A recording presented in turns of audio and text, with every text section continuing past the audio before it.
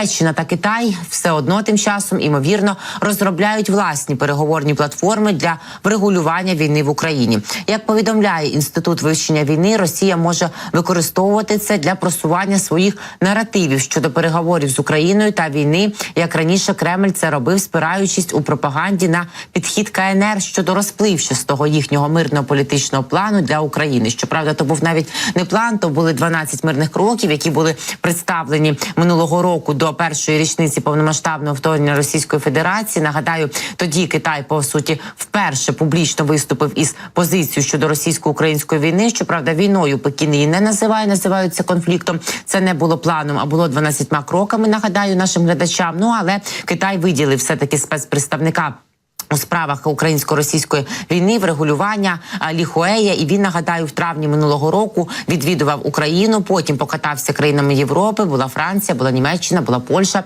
затим заїхав і до Російської Федерації, але після того Китай знову-таки відійшов в таку собі сторону і спостерігає за російсько-українською війною, роблячи для себе різні висновки, бо побоюються частина експертів, які розуміються на китайській тематиці, що насамперед Китай дивиться на російську українську війну і собі бере ось такий досвід в підготовці сценаріїв свого потенційного, можливо, того нападу на Тайвань, тому що Китай ніколи не переставав хижо дивитися в ту сторону. Тим часом в МЗС Китаю заявили, що тепер спеціальний представник уряду України у справах Євразії Лі Хуей відвідає знову Україну, Російську Федерацію та кілька країн Європи. Так само потенційно це буде Польща, Франція та Німеччина для потенційного вирішення, як вони називають війну, військового конфлікту. Водночас президент Туреччини Реджеп Таїп Ердоган напередодні вкотре оголосив, що Анкара також не хоче стояти осторонь, готова надати Москві та Києву ще одну платформу для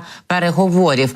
На думку аналітиків ЄСВ, Кремль найімовірніше перетворить ці пропозиції на інформаційну зброю, щоб просувати ідею про те, що Україна відмовляється від переговорів. Експерти переконані, що Росія не зацікавлена у чесних переговорах з Україною та припиненні війни на будь-яких умовах, окрім чітко сформульованих РФ. І це зрозуміло. Але цікавий нюанс. Президент Туреччини Реджеп Таїп Ердоган, вкотре пропонуючи свою країну як майданчик для потенційних майбутніх переговорів, сказав, що він принципово і неухильно підтримує саме формулу миру України, формулу миру Зеленського. Такої принциповості в цій підтримці раніше від Ердогана ми не чули. Водночас Китай також запропонував, поки Путін трясе рештками свого ядерного потенціалу, найбільшим ядерним державам укласти угоду. В Китаї закликали держави з найбільшими ядерними арсеналами домовитися про угоду про незастосування ядерної зброї першими одна проти одної, повідомляє про це Reuters.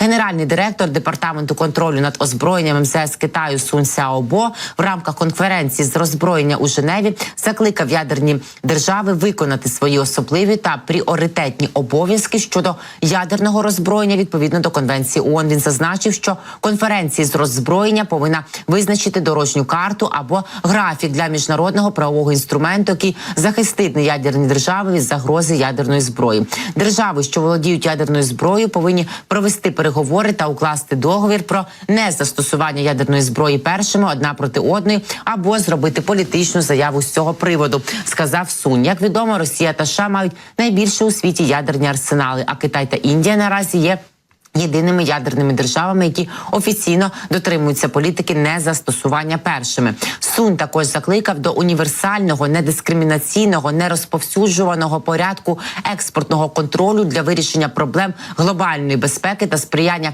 більшій відповідності в галузі біохімії для підтримки авторитету системи договорів про контроль над озброєнням. Окрім того, китайський дипломат вважає, що необхідно приділити увагу розробці міжнародних норм та протидіяти новим науково-технічним викликам у таких галузях, як штучний інтелект, космічний простір та кіберпростір. Він описав міжнародну ситуацію зі стратегічною безпекою як таку, що стоїть перед новими викликами і що країни з найсильнішою військовою силою неодноразово порушували договори, щоб домагатися власної абсолютної переваги. Ну, до речі, Китай неодноразово попереджав і Росію про критичні наслідки у випадку застосування нею ядерної зброї у різному форматі. Очевидно, і минулої весни, 20 березня, Сі Цзіньпінь, китайський лідер, геть завчасно, за день навіть більше, покинув Росію, тому що Путін йому просто таки потім плюнув у спину, оголосивши буквально за кілька днів після того, 23 числа, десь орієнтовно п'ятниця була минулої весни березня, про те, що він планує